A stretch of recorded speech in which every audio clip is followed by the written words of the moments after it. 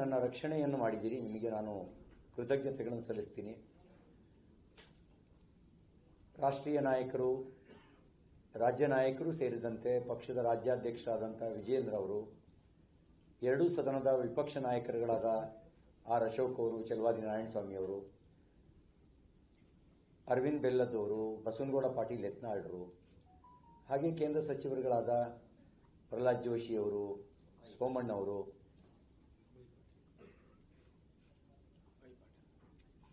ಶಾಸಕ ಮಿತ್ರರಾದಂಥ ಅಭಯ್ ಪಾಟೀಲು ಸೇರಿದಂತೆ ನಮ್ಮ ಪಕ್ಷದ ಎಲ್ಲ ಶಾಸಕರುಗಳು, ಸಂಸತ್ ಸದಸ್ಯರು, ಪಕ್ಷದ ಕಾರ್ಯಕರ್ತರು, ಹಿತೈಷಿಗಳು, ಇದಲ್ಲದೆ ವಿಶೇಷವಾಗಿ ವಕೀಲರ ತಂಡ ಬೆಳಗಾವಿನಲ್ಲಿ, ಬೆಂಗಳೂರಿನಲ್ಲಿ ನ್ಯಾಯವನ್ನು ಎತ್ತಿ ಹಿಡಿಯೋದಕ್ಕೆ ಮತ್ತು ನಿಮ್ಮ ಜೊತೆಗೆ ನಾವಿದ್ದೀವಿ ಅನ್ನುವಂಥ ಒಂದು ದೃಢವಾದ ಸಂದೇಶವನ್ನು ಕೊಟ್ಟು ಕಷ್ಟ ಕಾಲದಲ್ಲಿ ಜೊತೆಗೆ ನಿಂತಿದ್ದೀರಿ. ನಿಮ್ಮೆಲ್ಲರಿಗೂ ನಾನು ಹೃದಯಪೂರ್ವಕ ಕೃತಜ್ಞತೆಗಳನ್ನು ಸಲ್ಲಿಸ್ತಾ,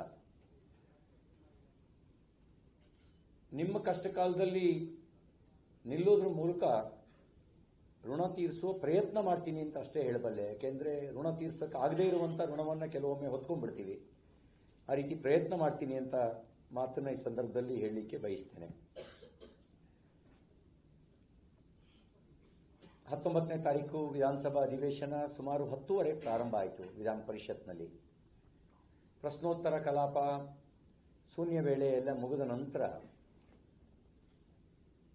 ಅಂಬೇಡ್ಕರ್ ಭಾವಚಿತ್ರವನ್ನು ಇಟ್ಕೊಂಡು ಅವರು ಬಂದಿದ್ರು, ನಾವು ಬಂದಿದ್ವಿ. ನಾವು ಅಂಬೇಡ್ಕರ್ ಅವರಿಗೆ ಕಾಂಗ್ರೆಸ್ ಹೇಗೆ ಅಪಮಾನ ಮಾಡ್ತು ಅನ್ನೋದನ್ನ ಎಳೆ ಎಳೆಯಾಗಿ ಬಿಡಿಸಿಟ್ವಿ. ನೀವು ಅವ್ರನ್ನ 2 ಬಾರಿ ಸೋಲಿಸಿದ್ರಿ, ಬದುಕಿದ್ದಾಗಲೂ ಅಪಮಾನ ಮಾಡಿದ್ರಿ, ಸತ್ತಾಗಲೂ ಅಪಮಾನ ಮಾಡಿದ್ರಿ ಅನ್ನುವ ಸಂಗತಿಯನ್ನು ಎಳೆ ಎಳೆಯಾಗಿ ಬಿಡಿಸಿಟ್ವಿ. ಒಮ್ಮೆ ಅಡ್ಜರ್ನ್ ಆಯಿತು, ಅವರು ಘೋಷಣೆ ಕೂಗ್ತಾ ಇದ್ರು, ನಾವು ಘೋಷಣೆ ಕೂಗ್ತಾ ಇದ್ವಿ. 2ನೇ ಬಾರಿ ಮತ್ತೆ ಸಭೆ ಸೇರಿದಾಗ ಅದೇ ಪುನರಾವರ್ತನೆ ಆಯಿತು, ಆಗಲೂ ಕೂಡ ಅಡ್ಜರ್ನ್ ಆಯಿತು. ಅದರ ನಂತರ ನಾನು ಅಂಬೇಡ್ಕರ್ ಅವರಿಗೆ ಕಾಂಗ್ರೆಸ್ ಪಾರ್ಟಿ ಹೇಗೆ ನಡ್ಕೊಂಡಿದೆ ಅಂತ ಮಾಧ್ಯಮಕ್ಕೆ ವಿವರಿಸಬೇಕು ಅಂತ ಮಾಧ್ಯಮ ಗೋಷ್ಠಿಗೆ ಬಂದೆ. ನಾನು ಹೊರಗಡೆಗೆ ಸುವರ್ಣ ಕಾರಿಡಾರ್ ವಿಧಾನಸೌಧದ ಪಶ್ಚಿಮ ದ್ವಾರದ ಮಾಧ್ಯಮ ಗೋಷ್ಠಿಗೆ ಬಂದು ಹೇಳಿದೆ. ಮಾಧ್ಯಮ ಗೋಷ್ಠಿ ಮುಗಿಸಿ ಹೋಗಬೇಕಾದ್ರೆ ಒಂದಿಬ್ಬರು ಪತ್ರಕರ್ತರು ಹೀಗೆ ಹೇಳ್ತಾ ಇದ್ದಾರೆ, ನಿಮ್ಮ ಮೇಲೆ ಅಶ್ಲೀಲ ಪದ ಬಳಸಿದ್ರಿ ಅಂತ ಆರೋಪ ಮಾಡ್ತಿದ್ದಾರೆ ಅಂತ ಹೇಳಿದರು. ನಾನು ಒಂದು ಮಾತನ್ನು ಹೇಳಲಿಕ್ಕೆ ಬಯಸ್ತೇನೆ. ನಾನು ಅವರು ಎದುರು ಸಿಕ್ಕಿದಾಗಲೂ ಕೂಡ ಗೌರವಯುತವಾಗಿ ಏನಕ್ಕ ಚೆನ್ನಾಗಿದ್ದೀರಾ ಅಂತಲೇ ಮಾತಾಡ್ಸಿದ್ದೀನಿ. ಏನು ಲಕ್ಷ್ಮಕ್ಕ ಇವತ್ತು ವಿಶೇಷವಾದ ಕಳೆ ಬಂದಿದೆ ಅಂತ ಆಗಾಗ ತಮಾಷೆ ಮಾಡಿದ್ದೀನಿ. ನಾನು ಅದನ್ನು ವಿವರಕ್ಕೆ ನಾನು ಹೋಗೋದಿಲ್ಲ. ಯಾಕೆಂದರೆ ಸಭಾಪತಿಗಳು ನಮ್ಮ ವಿಧಾನ ಪರಿಷತ್ತಿನ ಕಸ್ಟೋಡಿಯನ್ನು, ಅವರು ಹೇಳಿದ ಆರೋಪಕ್ಕೆ ಸಂಬಂಧಿಸಿದಂತೆ ಅವರು ರೂಲಿಂಗ್ ಕೊಟ್ಟಿದ್ದಾರೆ, ಮಾಧ್ಯಮಕ್ಕೂ ಹೇಳಿದ್ದಾರೆ. ಹಾಗಾಗಿ ನಾನು ಅದನ್ನು ಎಕ್ಸ್ಪ್ಲೈನ್ ಮಾಡಲಿಕ್ಕೆ ನಾನು ಹೋಗಲ್ಲ. ನಾನೇನು ಮಾತಾಡಿದೆ, ಅವರೇನು ಮಾತಾಡಿದೆ ಅನ್ನೋದು ಕೆಲವೊಮ್ಮೆ ದಾಖಲಾಗದೆ ಇರ್ಬೋದು. ಆದರೆ ಅಂತರಾತ್ಮ ಮತ್ತು ಪರಮಾತ್ಮನಿಗೆ ತಪ್ಪಿಸಿ ಯಾವುದೂ ನಡೆಯಲ್ಲ. ಎಲ್ಲ ಸಂಗತಿಗಳು ಕೂಡ ಅಂತರಾತ್ಮ ಮತ್ತು ಪರಮಾತ್ಮನಿಗೆ ಗೊತ್ತಾಗೇ ಗೊತ್ತಾಗ್ತವೆ.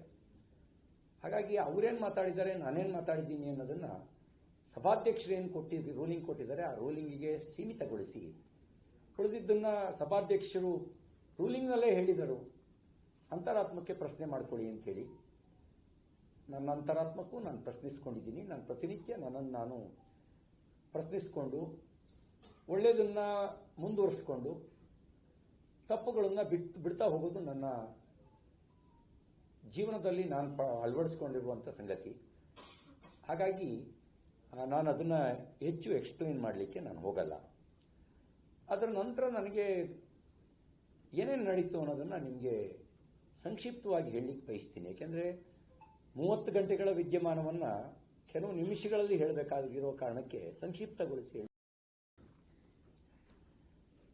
ನಾವು ನಗ್ನಗ್ತ ಕೊನೆಗೆ ಎಲ್ಲರೂ ಊಟಕ್ಕೆ ಹೋದ್ವಿ. ರವಿಕುಮಾರ್ ಅವರು, ಅರುಣ್, ಸಂಕನೂರವರು, ಕೇಶವ ಪ್ರಸಾದ್ರು, ಇನ್ಯಾರಿದ್ರು ಊಟಕ್ಕೆ ಹೋದಾಗ? ರವಿ ಅವರೇ, ಕಿಶೋರ್ ಇದ್ರ? ಕಿಶೋರು. ನಾವೊಂದು 5-6 ಜನ ಊಟಕ್ಕೆ ಹೋದ್ವಿ. ಊಟ ಮುಗಿಸಿ